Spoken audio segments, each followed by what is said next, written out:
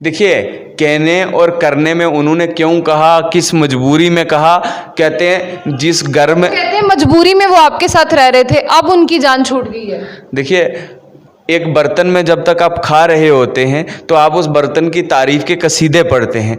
जब उस प्लेट में आप थक जाते हैं तो आपका लगता है कि अब इस प्लेट में हमारे लिए खाने को कुछ और नहीं है, कि हमें कुछ और फल नहीं। अगर एक वर्कर ऐसा कहता तो बात और थी। अब तो यहाँ पे परतें ही खुलती जा रही हैं, बहुत से ऐसे नाम हैं जो सामने आ चुके हैं। देखिए, मैं दो ही मेन इम्पॉर्टेंट जो लोग थे हमारे पास से गए।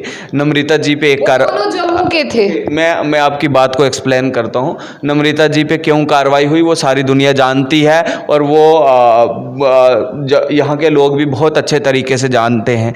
जहाँ तक विक्रम जी के जाने का सवाल है, वो एक अच्छे साथी थे, हमें उनके जाने का दुख है। वो जहाँ भी जाएंगे हमारी बेस्ट विशेस उनके साथ हैं। कहीं न कहीं नौजवानों को डराने का काम यहाँ की एलजी एडमिनिस्ट्रेशन हो या सेंटर में बैठी बीजेपी की सरकार हो, आज उन नौजवानों को डराने का काम कर रही है, उनको धमका रही है कि अगर आप सरकार के खिलाफ आवाज़ उठाएंगे तो हम आप पे कड़ी कार्रवाई करेंगे। वो कमेटी अपने टाइम के साथ इस पूरी इन्वेस्टिगेशन को कंप्लीट करेगी, और जो इसमें दूध का दूध है और पानी का पानी है उसको करेगा। लेकिन एलजी एडमिनिस्ट्रेशन ने यहाँ पे भी गलती की है। ये स्कैम केवल जम्मू कश्मीर से जुड़ा हुआ स्कैम नहीं है, इसमें कुछ बाहर के लोगों की इन्वॉल्वमेंट कही जाती है, जो एस्पिरेंट्स ने हमें बताया है।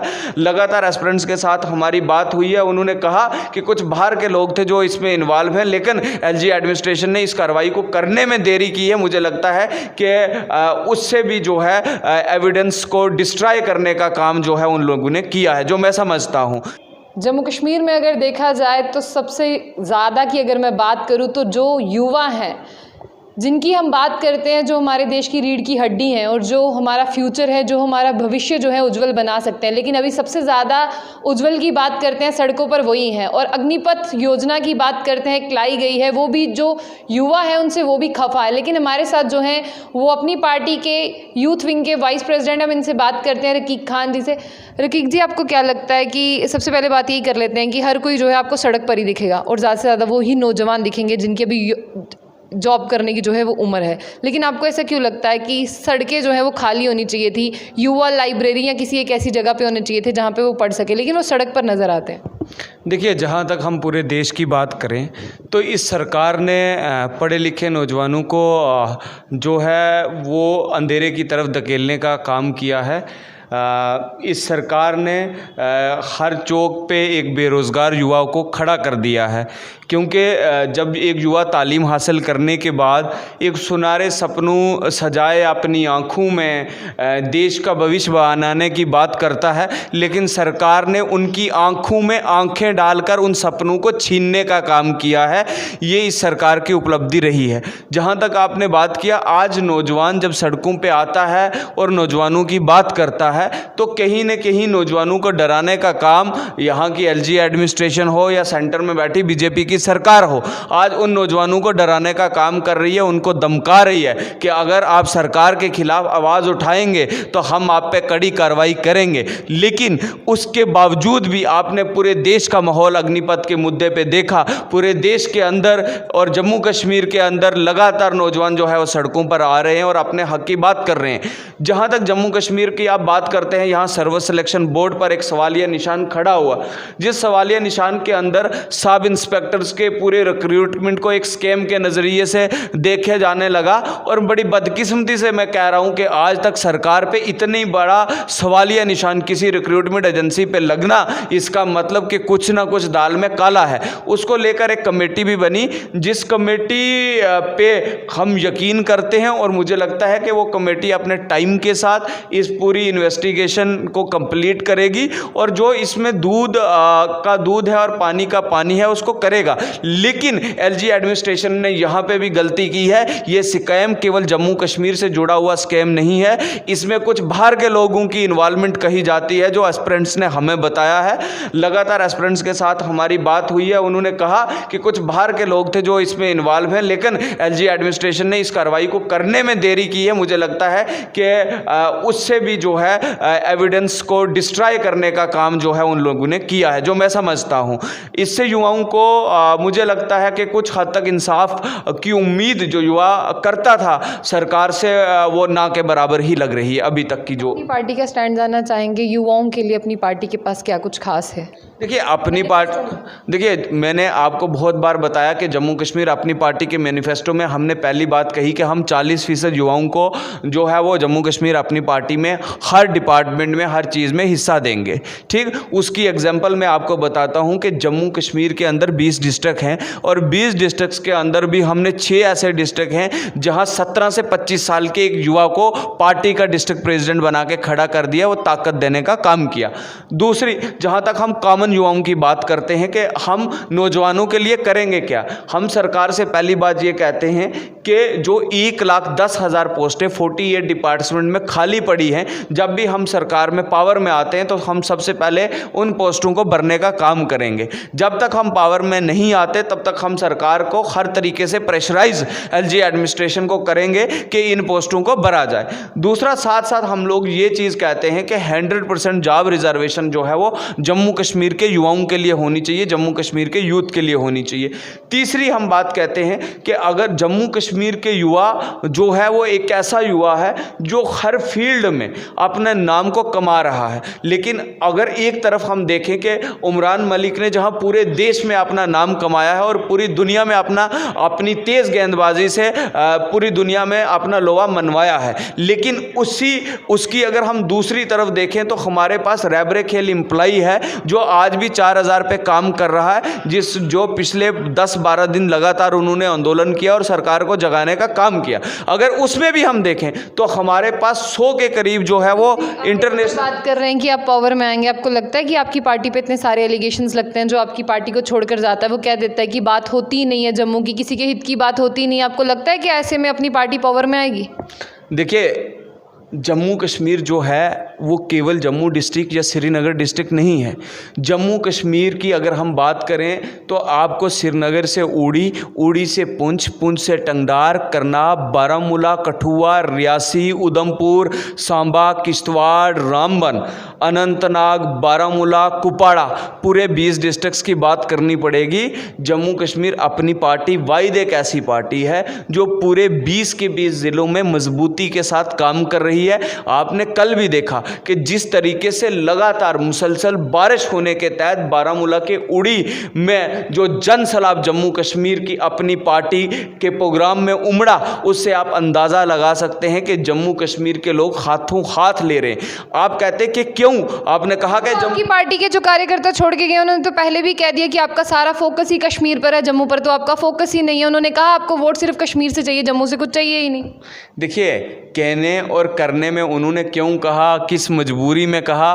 कहते हैं जिस घर में, कहते हैं मजबूरी में वो आपके साथ रह रहे थे, अब उनकी जान छूट गई है। देखिए, एक बर्तन में जब तक आप खा रहे होते हैं तो आप उस बर्तन की तारीफ़ के कसीदे पढ़ते हैं।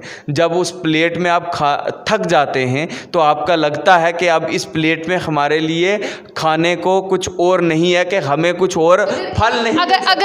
अगर एक वर्कर ऐसा कहता तो बात और थी। अब तो यहाँ पे परतें ही खुलती जा रही हैं, बहुत से ऐसे नाम हैं जो सामने आ चुके हैं। देखिए, मैं 2 ही मेन इम्पॉर्टेंट जो लोग थे हमारे पास से गए।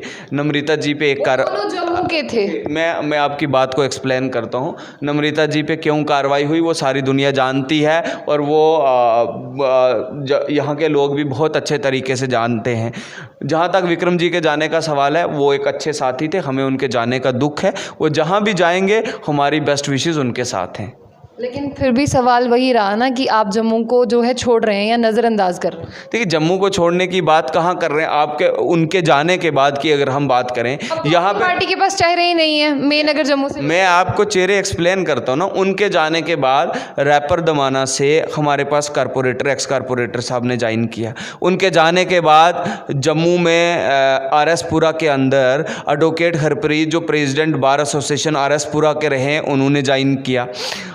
उस जो मेन चेहरों की मैं बात कर रहा हूँ, उसके बाद आपके पास में ऐसे 20 से 25 चेहरे उनके जाने के बाद जो है वो हमारी पार्टी में आए। उनके जाने के बाद पार्टी दफ्तर में भी 2 बड़े प्रोग्राम हुए, आरएसपुरा के अंदर भी प्रोग्राम हुआ। आपने देखा कि नेशनल कॉन्फ्रेंस के ज़िला अध्यक्ष राजौरी के छोड़कर हमारी पार्टी में शामिल हुए। तो हमारा कारवां बढ़ रहा है। साथी के चले जाने से कोई कारवां रुकता नहीं, साथी आने से कोई कारवां थमता नहीं। जो क्वेश्चन मार्क्स पार्टी पे आ जाते हैं वो कहीं ना कहीं जो है दर्शा देते हैं, करेक्टर उसी से डिफाइन होता है। आप जहाँ तक करेक्टर की बात करते हैं, जम्मू जो है वो मंदिरों का शहर है। यहाँ हर तहजीब का, हर समाज का आदमी रहता है। ठीक, किसी ने अगर एलिगेशन लगाया तो आप जहाँ तक बात करते हैं, कहीं मुझे एक इंटरव्यू बता दीजिए विक्रम जी का जहाँ पे उन्होंने अल्ताफ़ बुखारी पे कोई सवालिया निशान खड़ा किया हो। ठीक है, कुछ इंटरनल चीज़ें रही होंगी या उनको ये पार्टी सूट नहीं उनकी कंस्टिट्यूंसी में कर रही होगी, उनकी कोई मजबूरी रही होगी, क्योंकि वो एक अलग तरह की पॉलिटिक्स करना चाहते हैं। मैं उस पर नहीं जाना चाहता। आपने जहाँ तक जम्मू की बात की कि आप पे सवालिया निशान लगे, 8 मार्च 2020 को जिस दिन हमारी पार्टी बनी तो सबसे पहला सवालिया निशान हम पे खड़ा किया कि ये बी का हमारे वो अभी भी है जो आपके कार्यकर्ता छोड़कर गए हैं, वो बार बार यही कहते हैं। मैं आपकी बात का जवाब देता हूँ। वो जो इल्ज़ाम लगाने वाले, आपने हज़ारों, आप जाइए आज कॉमन लोगों का इंटरव्यू करिए, एक कॉमन शहरी का जिसने वोट डालना है, जिसके वोट की कीमत है। आप किसी नेता के पास मत जाइएगा, आप कॉमन शहर में गोल मार्केट में चले जाइए, आप 100 लोगों को इंटरव्यू करिए, 100 में से 90 लोग बोलेंगे कि हम अल्ताफ़ बुखारी के साथ खड़े हैं। जो लोग हम पे इल्ज़ाम लगाते हैं, या तो वो नेशनल कॉन्फ्रेंस के लोग हैं, या पीडीपी के लोग हैं, या पीसी के लोग हैं, या बीजेपी के लोग हैं, या किसी दूसरी जमात के लोग हैं। बस काम एक ही है सब जमातों के पास कि अपनी पार्टी को जो है उसी के बारे में बात करें। जो सूरज चढ़ता है और जिससे लोगों की उम्मीद होती है, तो पत्थर उसी पे लोग मारते हैं ना। जिस दरख्त पे फल होते हैं, पत्थर उसी को मारे जाते हैं ना। तो अपनी पार्टी, सबको लगता है कि ये इसके जम्मू कश्मीर की जनता जो है, जो आने वाले चुनाव में फल है इस पार्टी को देने जा रही है, तो सारे पत्थर उसी फल को मारेंगे ना। आपकी जो पार्टी है वो कभी बीजेपी की पॉलिसीज के खिलाफ नहीं कहती? अग्निपथ के खिलाफ हम लोग बोल रहे हैं, क्या ये बीजेपी की पॉलिसी नहीं? हम लोगों ने 100% जॉब रिजर्वेशन के लिए कहा है, तो हम बीजेपी की खिलाफ बात कर रहे हैं। मुझे आप पिछले अल्ताफ़ बुखारी के पिछले 15 प्रोग्राम निकाल के देखिए। पार्टी प्रेसिडेंट है ना, अगर छोटा मोटा आदमी कहता तो आप कहे आपके अध्यक्ष जी ने नहीं कहा। हमारे पार्टी प्रेसिडेंट सैयद अल्ताफ़ बुखारी के 15 इंटरव्यू निकाल के देखिए। 15 के 15 इंटरव्यू में सबसे ज़्यादा क्रिटिसिज्म तो हम बीजेपी का करते हैं। हम बीजेपी की मुखालफत करते हैं। हमने डिलिमिटेशन के मुद्दे पे उनकी मुखालफत की, हमने युवाओं के मुद्दे पे उनकी मुखालफत की, हमने हर उस मुद्दे पे बीजेपी को कोसने का काम किया है, बीजेपी को चौराहे पे खड़ा करने का काम किया है, जनता के बीच बीजेपी की नाकामियों को गिनाने का काम किया है। तो आप समझो, सबसे ज़्यादा तो हम बीजेपी के खिलाफ बोल रहे हैं। आप ये कारण क्या है? ये जो लोग आपको बोलते हैं, ये जो जमातें आपको कहती हैं, सबसे ज़्यादा पीडीपी वाले कहते हैं, ठीक, या नेशनल कॉन्फ्रेंस वाले कहते हैं। 1999 में बीजेपी के साथ कोलिशन किसकी थी?